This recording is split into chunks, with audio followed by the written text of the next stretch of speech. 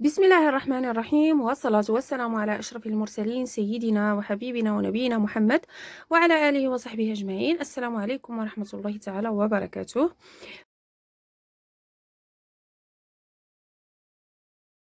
في هذا الفيديو هذا إن شاء الله غادي نوريكم طريقة تاع التفصيل ديال واحد العباية اللي هي رائعة زوينة بزاف، كتجي عريضة وفضفاضة بليفغونس وبالكميمات عراضين. تبعوا معايا الفيديو ان شاء الله باش تشوفوا الطريقه. غادي نحتاجوا 3 متر ديال الثوب وغادي نفصل الطاي ام. اذا اول حاجه غادي نديرها، غادي نحيدوا الكميمات ديالنا. غادي تكون هاد العبايه هادي بكتيفات طايحين. غادي نطيحوا الكتاف ديالنا ب 14 سنتيم، وغادي هذيك 14 سنتيم غنحيدوها من الطول ديال الكم ونزيدوا عليه 8 سنتيم ديال لاستيك. نتمنى تكونوا فهمتوا. اذا هنا تقريبا غادي نحيد 52 سنتيم، لانني يعني عبرت الطول ديال الكم وحيدت منه العبار 14 سنتيم اللي غنطيح بها لكم وزدت عليه 8 ديال السنتيم. قطعت 52 سنتيم من الطول ديال الثوب، ثم طويت الثوب ديالي هكا على العرض. وغادي نحيدو هاد الحاشيه هادي، وغادي نبداو نحطو العبارات ديالنا. حطيت العبار ديال الاكتاف 20 سنتيم والعبار ديال الرقبه 8 ديال السنتيم، عندي هنا 8. غادي ننزل باثنان كما قلت لكم. هاد الطايط ام وكتلبس حتى دوبل اكس ال حيت كتجي لارج وعريضه. هنا غادي تنزلوا ب 10 سنتيم او لا 8 سنتيم الا بغيتو ديروا فتحه في الظهر كما غادي ندير انا. هنا غادي نطيح الاكتاف ب 14 سنتيم، غادي نزيد واحد الخياطه هي 15. هنا غننزل ب 2 سنتيم وغادي نلاقي ارسم خط ميلان الكتف اللي هو هذا.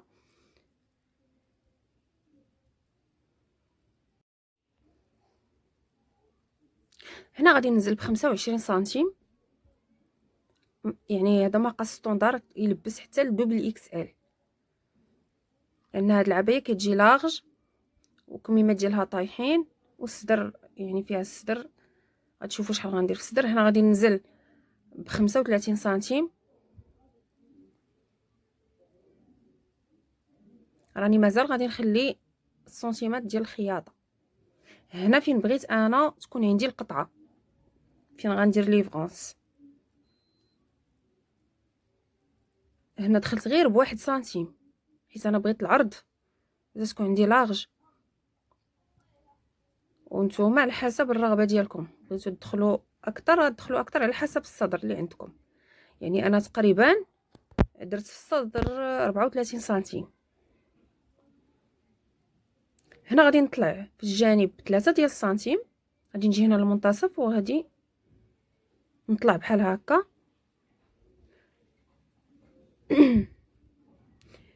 وهنا قبل ما غادي نقطع غير خصني نزيد سنتيمتر ديال الخياطه. الا كنتو كتشدوا سنتيم ونص زيدوا سنتيم ونص، كنتو كتشدوا اثنان زيدوا اثنان. عندنا هنا غادي نزيد واحد 2 سنتيم.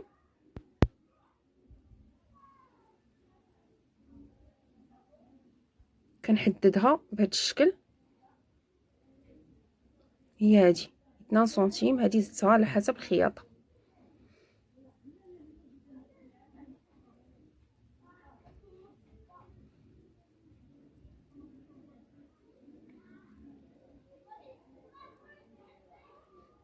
صافي دابا غادي نقطعو. اذا هو هذا الجزء العلوي. نكملوا التقطيع هنا باش نقادو الثوب.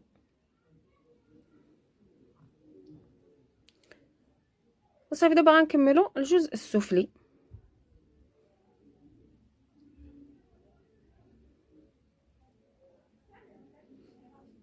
غنحط هنايا العبار ديالي اللي درت في الجزء العلوي، هو هذا اللي درت فيه 34.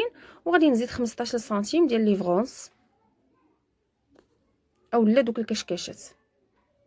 ثم غادي نحددوا الطول. والطول كتحسبوه يعني كديروا الطول الكلي كتحيدوا منه هذاك الطول ديال الجزء العلوي، وبطبيعه الحال كتزيدوا السنتيمترات ديال الخياطه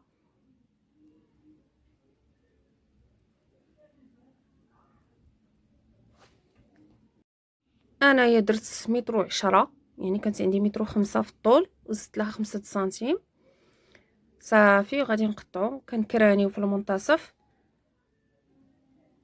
غادي ناخدو دابا الجزء الامامي باش نقطعو ديك الرقبه الاماميه، كنقادوها.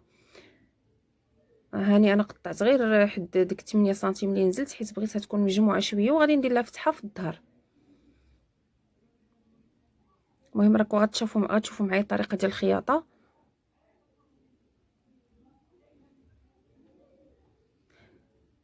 غادي نفصلوا دابا التبطين ديال الامام وديال الخلف. غنبداو بالجهه ديال الظهر اللي غادي يكون فيها الفتيحه. كنحطوا هكا، كناخذوا القطعه ديال الثوب اللي تكون مسدوده ونحطوا الجهه ديال الظهر. كندير هنايا من جهه الاكتاف كندير 8، وهنا فين غتكون عندي الفتحه غادي ندير، خصني نفوت الفتحين. الفتحه غندير فيها مثلا 7 سنتيم، غنزل هنا ب 12 سنتيم، لان نزلت ب 12 سنتيم وهو هذا التبطين، وكنطراسي بهذا الشكل. هذا دابا التبطين ديال الخلف. الفتحه غندير فيها 7. بنفس الطريقه غادي نفصل التبطين ديال الامام، الثوب يكون مسدود، ونحط الجهه ديال الامام بحال هكا، ونطراسي الرقبه الاماميه والاكتاف. كنحدد 8 سنتيم في جهه الاكتاف، وايضا كندير 8 ديال السنتيم في العرض ديال التبطين.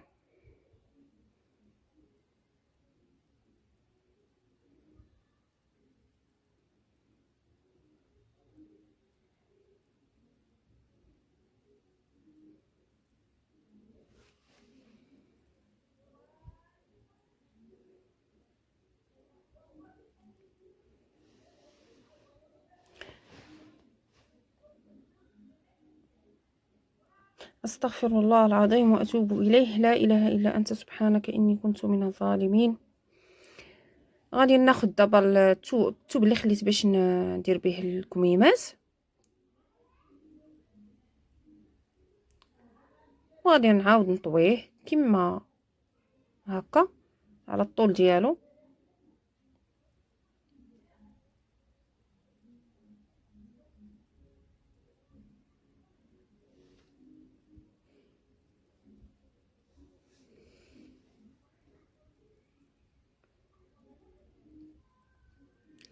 اذا هذا الكم هذا حتى هو غادي يكون فيه لي فرونس، او لا غادي يكون فيه كشكشات من الفوق، وبالتالي هنا بعدا خرجت ب5 سنتيم، ثم طلعت هنايا ب25 سنتيم، ناقص واحد هي 24. وهذا الشيء اللي تبقى لي هو اللي غادي ندير به هذوك الكشكاشات صافي. يعني هذا الشيء اللي بقى لي دابا بقات لي 10 سنتيم هي اللي غندير بها الكشكاشات.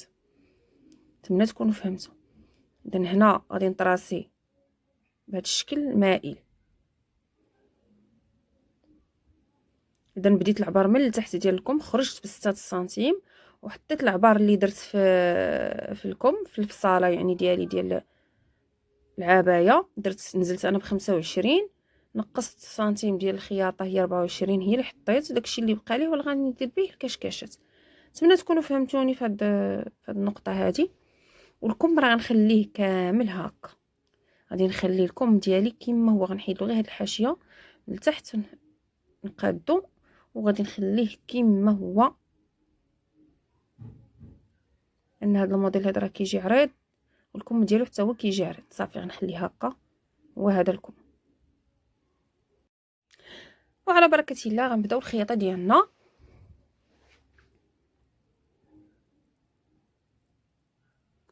نتمنى انكم ديروا جيم الاخوات والاخوه المتابعين الا كان كيعجبكم المحتوى ديال القناه تاعي، والا كنتوا اول مره كتشوفوها كنتمنى وكيشرفني الاشتراك ديالكم وفعلوا الجرس باش دائما توصلوا بالجديد. اذا غنبدا بالخياطه تاع التبطين. حطيت التبطين فوق الرقبه الاماميه، الوجه على الوجه، وخيطت. وغادي نقلب التبطين، وغادي نعاود نخيط خياطه من الفوق او لا سوربيكاج على بعد 1 مليمترين او لا 3 المليمترات فقط، ما تفوتوش نصف سنتيم.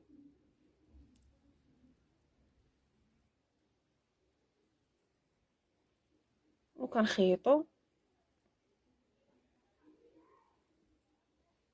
التبطين ديال الرقبه اللي هو هذا.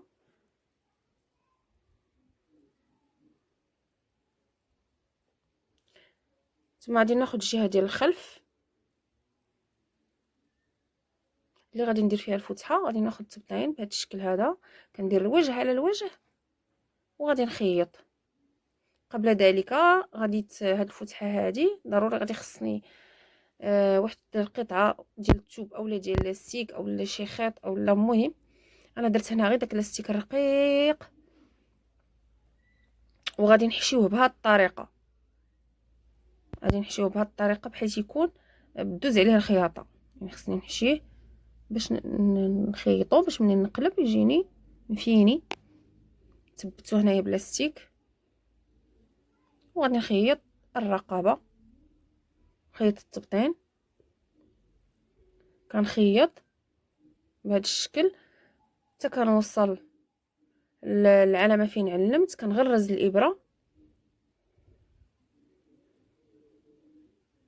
كنغرز الابره وكنهبط مع داك الخط، يعني قبل هذاك الخط بواحد شويه، ما فايتاش نص سنتيم.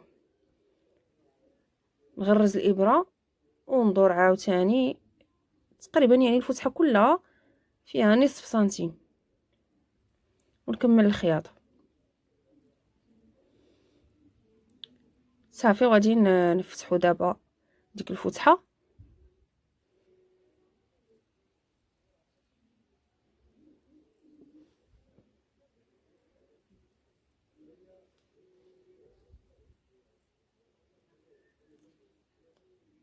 ومنين نوصل هنا غادي نضرب هكا في الجناب،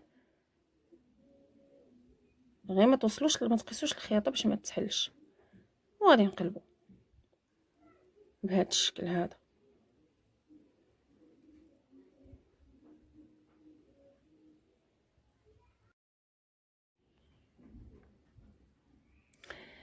دابا كنقلبو. غير هنا ردوا معايا البال، هنا ما تخيطوش، ما تديروش سيربيكاج حتى تخيطوا الطبطين. انا راني نسيت وخيطت. كنحط هنايا الامام فوق الخلف، الوجه على الوجه، وكنقلب داك التبطين ديال الظهر فوق داك التبطين ديال الامام. غير هنا خيطت ولكن من بعد عاد فتحت. نتوما ما تنساوش، انا نسيت دوزت الخياطه. خاصكم ما دوزوش الخياطه فوق الجهه ديال الظهر حتى تخيطوا، بعدا الاكتاف بحال هكا، عاد ديك الساعه دوزوا الخياطه. نتمنى تكونوا فهمتوا.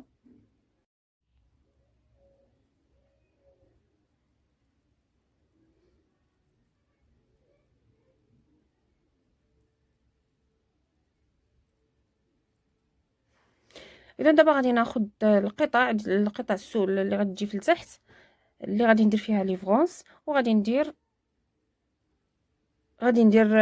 بالماكينه. غادي نخيط جوج ديال الخياطات. غادي نكبر الغرزه، ندير الغرزه رقم 5 وغادي ندوز الخياطه الاولى ونعاود نخلي سنتيم بيناتهم ونخيط الخياطه الثانيه.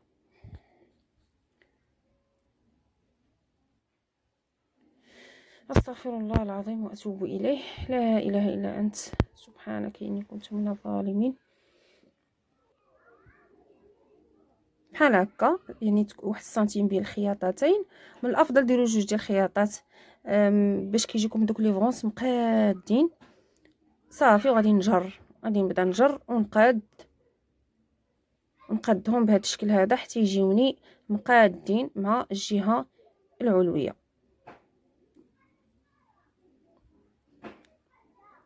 غادي نحاول انني نقادهم مزيان.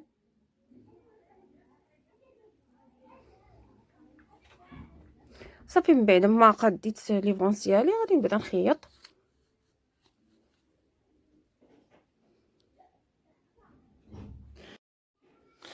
استغفر الله العظيم واتوب اليه.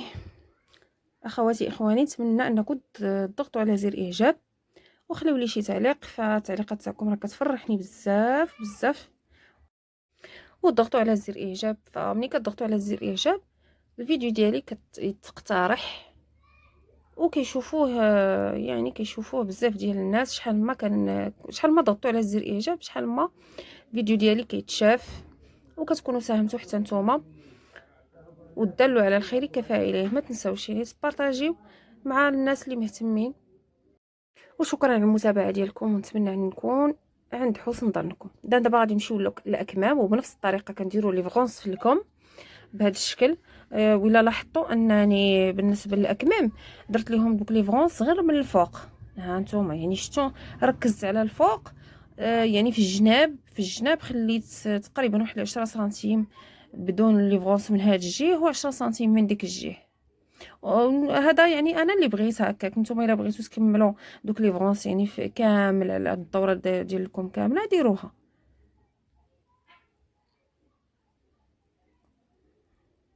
وغادي نخيط بحال هكا الكم.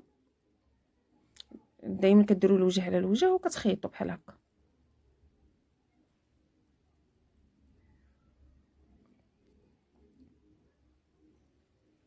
كتخيطوا كتقادوا، خيطوا وقادوا.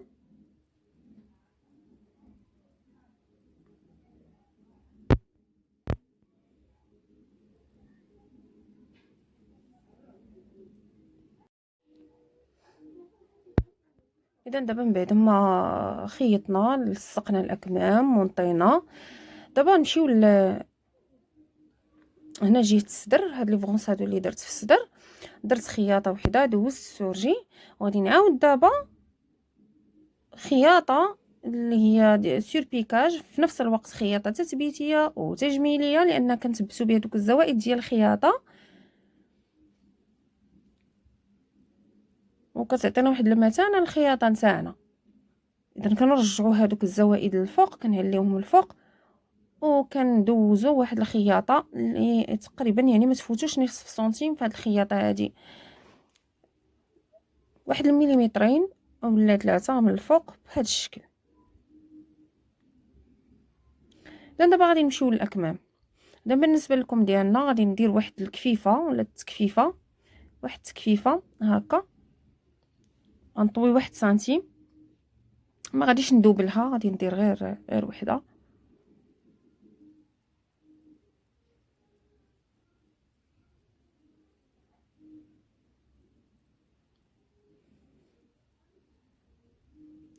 راكم شفتوا لكم راه عريض، يعني خليت لكم هكاك.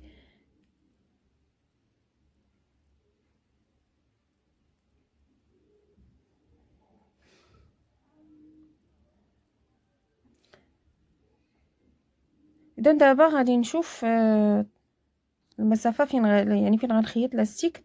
فانا قررت ندير 12 سنتيم، حسبت 12 سنتيم بحال هكا وطراسيت. غادي ناخذ هاد الخيط او شريط المطاط. هاد شريط المطاط اللي السمك ديالو 6 ملم، استعملوا اللي فيه نصف سنتيم او لا 6. هذا فيه 6 ملم، يعني فايت نصف سنتيم بواحد شويه. وغادي نبدا نجبد ونخيط. يعني انا هنا ما خديتش انا الدوره ديال هذا يعني ديال الكم. بقيت غير كنجبد في لاستيك، لان عندي الكم واسع بزاف، ما غاديش يكفيني لاستيك، ما غاديش يكفيني. هادشي علاش غادي نخليه واسع، غادي نخليه يكون واسع. ولا كنتو باغينو يجي مضبوط على اليد ديالكم، غادي تنقصوا من العرض ديال راس الكم، ما غاديش ديروا هذا العرض كامل. اذا صافي دابا غادي نمونطي العبايه ديالي.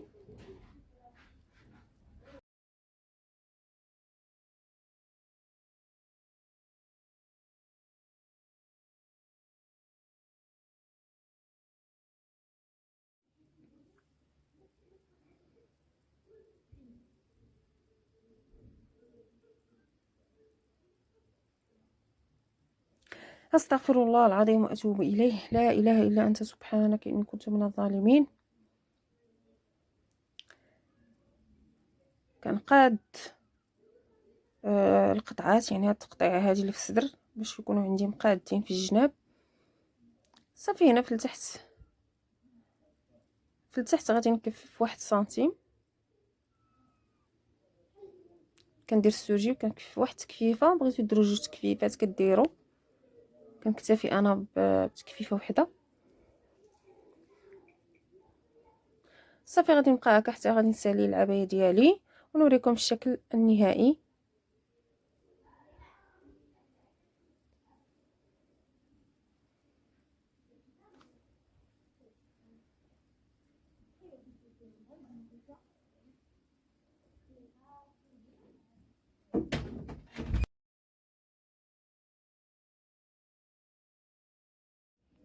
وهذا هو الشكل النهائي ديال العبايه نتاعي. شوفوا كيفاش جات، راها كتجي رائعه، جات زوينه بزاف وجات رائعه في اللبسه، واسعه وفضفاضه وموديل جديد وزوين كما يعني كما كتشوفوا. راه ولا هذا الواسع بزاف كيتلبس، والحمد لله راه ولاو كيلبسوه كلشي، المحجبات والغير محجبات. نتمنى ان هذا الفيديو هذا يكون عجبكم وتكونوا استفدتوا منه. فما تنساوش تضغطوا على زر اعجاب وخليوا لي تعليق وقولوا لي كيفاش جاكم الموديل، والى موديل اخر ان شاء الله، الى فيديو جديد ان شاء الله. والسلام عليكم ورحمه الله تعالى وبركاته.